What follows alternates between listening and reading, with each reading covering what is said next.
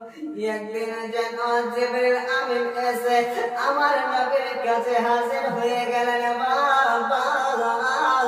আর জিবরিল আমিন যেন বলতেছেন, ইয়া রাসূলুল্লাহ, ইয়া হাবিবাল্লাহ, আজকে আপনার সাথে কিছু গল্প করব।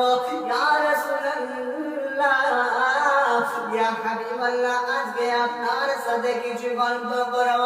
আপনার নবী আমার নবী তোতা সারা বিশ্বের নবী যেন জিবরিল আমিনকে ডাক দিয়া বলে, ও জিবরিল,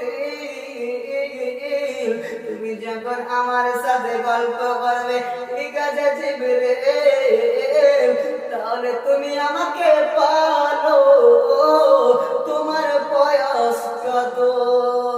বয়স কত? তো জিবরিল আমিন বলতে চান, ইয়া রাসূলুল্লাহ, ইয়া হাবিবাল্লাহ, নবী গো,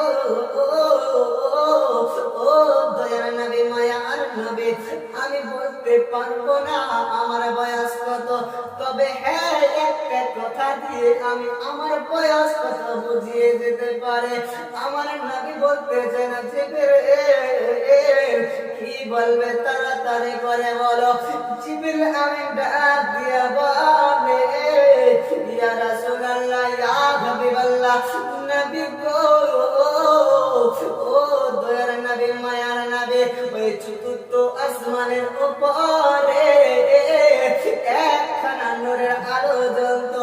ইয়া রাসূলুল্লাহ, ইয়া হাবিবাল্লাহ, ওই নূরের আলো ৭০,০০০ বছর পরে উঠতো, আবার ৭০,০০০ বছর পরে ডুবতো। এইরকম করতে করতে করতে ইয়া রাসূলুল্লাহ, ইয়া হাবিবাল্লাহ, নবী গো, আমি একবার নয় দুইবার নয়, এইরকম করতে করতে যেন আমি ৭২,০০০ বার দেখেছি। তখন আমার নবী জিবরিল আমিনকে ডাক দিয়া বলে, ও জিবরিল বলো বলো তোমার আমিন বলতে যান, ইয়া রাসূলুল্লাহ, ইয়া হাবিবাল্লাহ, নবী গো, আমার বয়স কত? আমি ওই নূরের আলোটা ৭২,০০০ বার দেখেছি। তখন আপনার নবী, আমার নবী, তোতা সারা বিশ্বের নবী, কুল কায়নাতের নবী ডাক দিয়া বলে, ও জিবরিল, তুমি কি জানো? জিবরিল রে, তুমি কি জানো ওই নূরের আলোটার পরিচয় কি? জিবরিল আমিন ডাক দিয়া বলে, ইয়া রাসূলুল্লাহ, ইয়া হাবিবাল্লাহ, নবী গো, আমি তো জানি না ওই নূরের আলোটার পরিচয় কি। তখন আপনার নবী, আমার নবী, জিবরিল আমিনকে ডাক দিয়া বলে, ও জিবরিল, যে আল্লাহ তাআলা তোমাকে সৃষ্টি করেছে, জিবরিল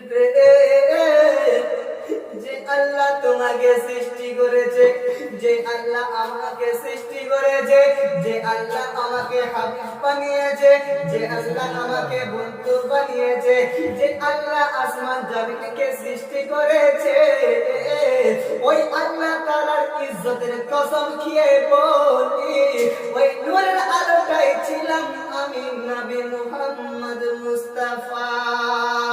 ও মুসলমান, একটা জবান বন্ধ থাকবে না, আমাদের নবী মুহাম্মদ মুস্তাফা